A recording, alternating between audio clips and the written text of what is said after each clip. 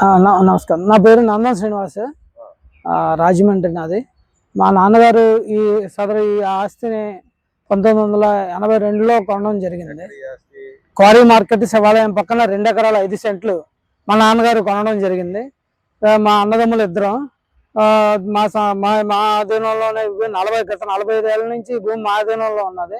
మేము ఇక్కడ రకరకాల వర్క్లు చేసుకుంటా మా మనుషులు అది ఉన్నారు. మా కంటైనర్ మా పనులు సామాన్లు ఏంటంటే మొన్నను ఎవరో వచ్చి కంటైనర్ అవి బదలుకొట్టి లోపల సామాన్లు విలువైన సామాన్లోకి కొన్ని ఉండే వెల్డింగ్ ఎలక్ట్రో మిషన్స్ అన్ని పట్టుకుపోయి కంటైనర్ని కూడా తీసుకెళ్ళిపోయి పక్క దొడ్లో పడేసి ఏదో మిషన్ పెట్టుకుని వచ్చి వాళ్ళ సొంత భూమిలాగా ఎంత చదువులు చేసేసి మా కూలీలని వాళ్ళని అందరినీ బయటికి గంటేసి ఇలాగా చేస్తే మేము కంప్లైంట్ కూడా ఇవ్వడం జరిగింది.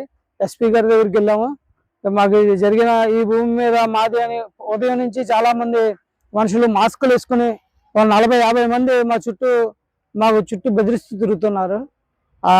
వాళ్ళెవరో తెలీదు. దీని మీద కంప్లైంట్ ఎస్పీ గారికి చెప్పడం జరిగింది. మేము ఆల్రెడీ దీని మీద కంప్లైంట్ ఇచ్చాము ఎస్పీ గారికి. దీని మీద మేము సీఎం గారికి, పవన్ కళ్యాణ్ గారికి కూడా దీని మీద మేము ఇస్తున్నాము. కలెక్టర్ గారికి కూడా ఒక కాపీ పెట్టాము. ఇప్పుడు దీనికి మమ్మల్ని కొంచెం రక్షణ కల్పించాల్సిందిగా కోరుతున్నాం. ఎందుకు వచ్చారు మీ సైట్ లో? ఈ భూమి మాది అంటున్నారు. మాకు ఈ భూమి యాక్చువల్గా గాదిరెడ్డి పెద్దబాబు అన్న అతను 6.5 ఎకరాల భూమి ఒకటి ఉంటే మా భూమి మాకే ఉన్నది అప్పటి నుండి. అతని భూమి 9 మంది ఆస్తి 9 మంది వాళ్ళ కుటుంబ సభ్యులందరూ పనిచేసుకుని అమ్మేసుకున్నారండి.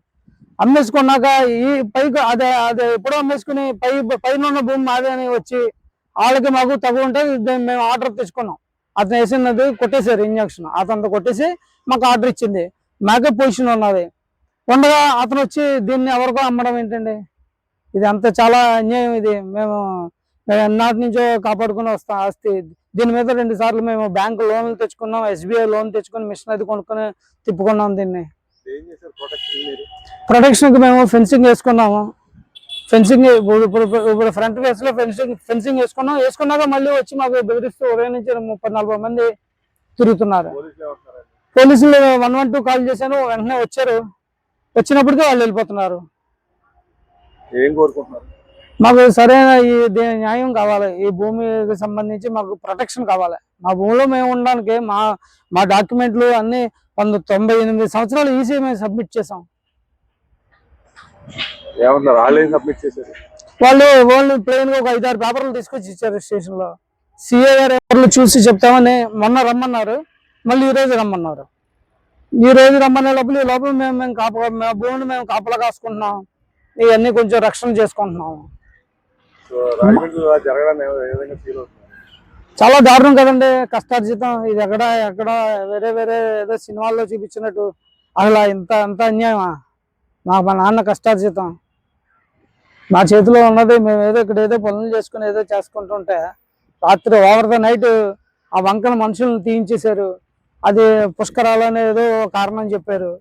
అందరిని తిని వంట వండుకుని గిన్నెలు అన్ని తిరిగేసి ఒకేసారి అంటే వీళ్ళ వంకన వాళ్ళు చేశారు. కార్పొరేషన్ వాళ్ళకి స్లమ్ అని తీయమని చెప్పడం వాస్తవమేమో, కానీ వాళ్ళ వెనకాల ఈ మిషన్ వచ్చింది. ఈ మిషన్ ఆపాము, కంప్లైంట్ పెట్టాము. మిషన్ మీద నెంబర్ కానీ ఏమీ లేదు. 6 రోజుల నుంచి ఇలాగే ఉన్నది మిషన్ మేము ఆపిన దగ్గర నుంచి. దీంతోనే ఇంత దారుణం చేశారు. ఈ రోజు కొంచెం నేను ఈ మిషన్ పెట్టుకుని ఈ శుభ్రం చేసుకున్నాను. ఈ ఫెన్సింగ్ అది వేసుకున్న దగ్గర నుంచి మళ్ళీ నన్ను బెదిరిస్తున్నారు. మాస్కులు వేసుకుని నా చుట్టూ తిరుగుతున్నారు. సైట్ ఇది సీఎం గారికి, డిప్యూటీ సీఎం గారికి కూడా కంప్లైంట్ ఈ రోజు రేజ్ చేస్తున్నాము. కొంచెం మాకు సహాయం రక్షణ కల్పించాలని కోరుకుంటున్నాను మీడియా ద్వారా. దాదాపు 4.5 దశాబ్దాలుగా తమ సొంత స్థలంలో ఉంటున్న వ్యక్తులు ఇప్పుడు తీవ్ర ఆందోళన వ్యక్తం చేస్తున్నారు. రాజమండ్రి క్వారీ మార్కెట్ లో ఉన్న శివాలయం పక్కనే వీళ్ళ 2 ఎకరాల 5 సెంట్లు స్థలం ఉంది.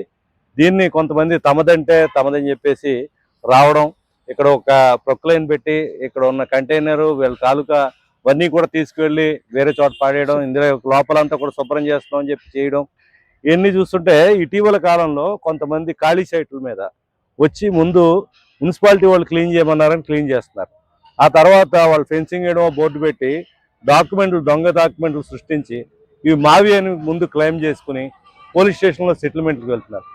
ఈ పోలీస్ స్టేషన్లో జరుగుతున్న తతంగం ఏంటంటే పోలీసులు ఇరు వర్గాలని డాక్యుమెంట్లు తెమ్మంటున్నారు.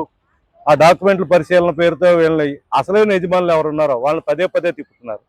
ఆ తర్వాత వాళ్ళు బలవంతులైతే ఒక విధంగా ఉంటుంది, బలహీనులైతే కనుక వాళ్ళ సైట్ వదులుకుని వెళ్ళిపోవాల్సిన పరిస్థితి ఏర్పడుతుంది. ఈ తరహా రాజమండ్రిలో కొన్ని సంఘటనలు ఇటీవల కాలంలోనే చోటు చేసుకున్నాయని చెప్పి చాలామంది బాధితులు చెప్పడం జరిగింది.